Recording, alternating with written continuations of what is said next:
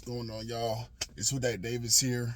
I'm just getting out of Planet Fitness. Hit day 2 of this week. I hit my triceps and I hit my pectorals today. Really good workout. Really feeling the burn. Hit my cool downs. I hit the hydro bed and massage chair. I'm on the way home. Before that, I haven't uploaded a video recently, and I apologize for that. As you can see, I'm working on bettering myself, and I'm working on the side. So I haven't had time to really follow up on this hobby. But I wanted to talk about the recent moves the New Orleans Saints have made this offseason. We've already talked about Derek Carr a little bit, but I want to touch up on that and some other moves and why I think the Saints are doing a decent job so far at addressing their needs before the upcoming NFL draft. Starting with Derek Carr, you guys know I'm a Jameis Winston guy. I'm always going to be a J-Bo guy. He convinced me that he can be a long-term answer. He's just given the proper opportunity, and he's not getting beat up in the backfield. But with that being said, I understand the Saints need to do their due diligence. Dennis Allen wanted his guy. He went out and got his guy. They showed consistency in wanting Derek Carr throughout the entire offseason so far. They didn't entertain any of the quarterbacks. They didn't entertain the prospect of drafting a quarterback like Hendon Hooker, who I wouldn't mind being on the Saints, who, some other guys like Aiden O'Connell, Clayton Tune, guys like that could potentially be, late day 2, maybe early day 3 guys. But yeah, I expect the fact that the Saints went out and got Derek Carr first thing, got him on the contract for 3 years. Technically, it's 4 years, $150 million, but you know that last year isn't really going to be worth shit. So I'm talking about 3 years. I say at max value to get the most out of Derek Carr as possible. This puts the Saints to be the best team in the NFC South just because they have the better quarterback at the moment. Whereas compared to everybody else, right now it's Baker Mayfield and Kyle Trask with the Tampa Bay Bucks. You got Desmond Ridder and Taylor Heineke of the Atlanta Falcons. And now right now you've got Andy Dalton, who was with the Saints, but now he's signed with the Carolina Panthers. And it's looking like the Panthers are going to draft either Bryce Young or CJ Stroud. A lot of reports are saying CJ Stroud. So we're looking at those potential 2 combinations over there at Carolina. Right now, it's looking like Derek Carr is going to have to be the more successful quarterback in this division, pending, how things over there in Carolina turn out with their draft selection of a quarterback. I still believe they should have given Matt Corral a chance, but hey, it is what it is. I'm not following that team. I'm following our boys here down in the Bayou. The defensive line has lost a lot of its identity. Even though they didn't really lose much in terms of production, it's still a lot of their identity. Marcus Davenport, David Onyemata, Shai Tuttle, Albert Huggins isn't on there anymore. Kentavious Street, he's no longer with the team. He signed a 1-year deal. These guys have all went to other places. They've gotten, some of them were overpaid. Like Shai Tuttle, he signed a 3-year deal. He's a Carolina kid, obviously, so he wanted to go back home and play for his hometown team. Carolina signed him to a 3-year deal. David Onyemata went to our heated division rival in the Atlanta Falcons. He rejoins, Ryan Nielsen, who became their defensive coordinator, because they love our scraps, right? They hate us, but they want to be us so bad.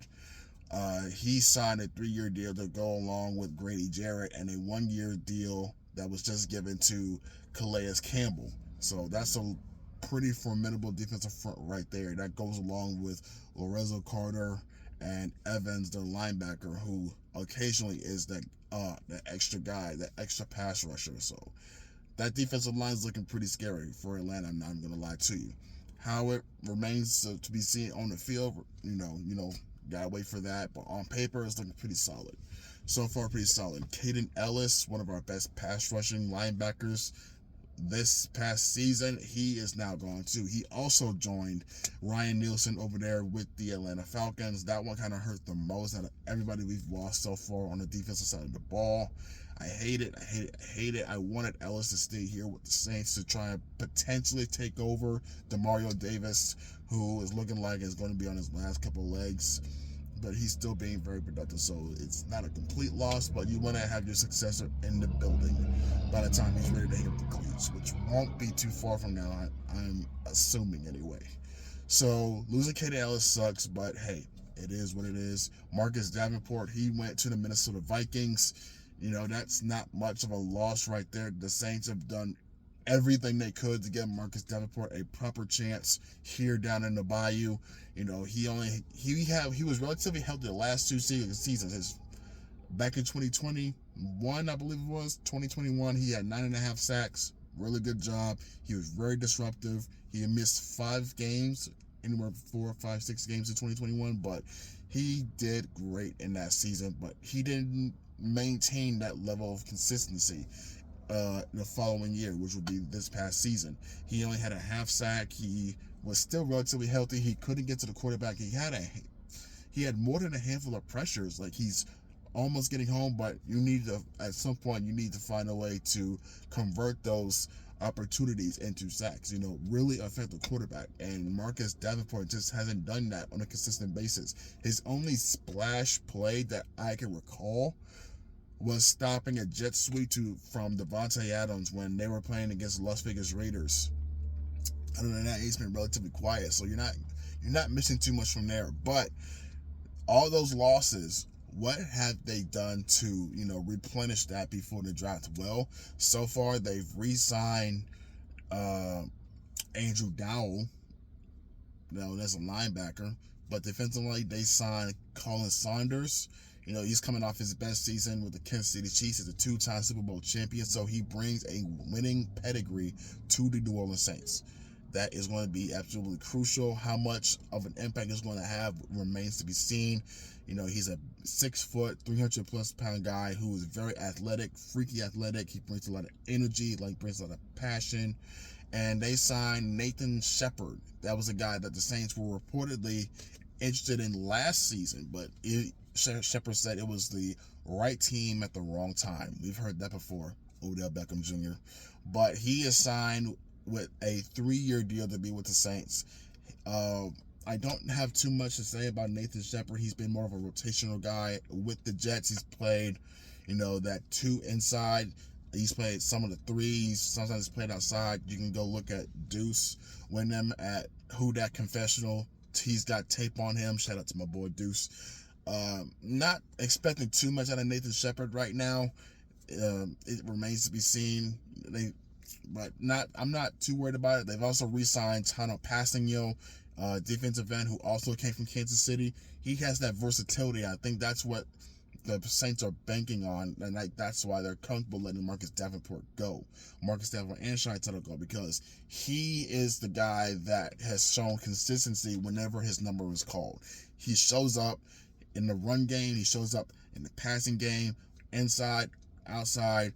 That's that type of versatility that the Saints love. So I believe they're going to be looking to give him a full opportunity this coming fall. I actually am with this decision. I believe Passanio is that guy that can be complementary to Cameron Jordan and Carl Granderson and really elevate the game of Peyton Turner, who we're going to be counting on this year. Peyton Turner is a guy that needs to step up.